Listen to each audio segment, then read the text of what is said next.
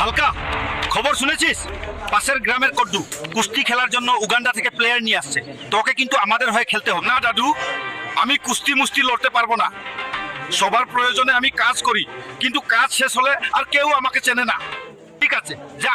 তুই যদি কুস্তি জিততে পারিস, তোর সঙ্গে আমার নাতনি দুকুনির বিয়ে দিয়ে দেবো। চল, এখন প্র্যাকটিস করা লাগবে। আমায় এই কুস্তি জিততেই হবে। দুকুনির সঙ্গে আমার বিয়ের ব্যাপার বলে কথা। আমার ভাবতেই লজ্জা করছে। দাদু, এর তো বিশাল সাইজ। একে দেখে আমার কেন জানি ভয় লাগছে। ধুর বেটা, তুই শুধু দুকুনির কথা মনে কর।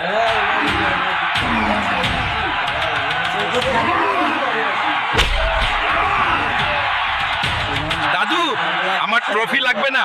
তুমি তোমার কথা রাখো। তোমার নাতনি দুকুনির সঙ্গে এখন আমার বিয়ে দাও, তাহলেই আমি শান্তি পাবো। কি বললি তুই? আইনাই নিজের চেহারা দেখছিস? বামন হয়ে চাঁদে হাত বাড়াচ্ছিস? দেখছিস এটা কি?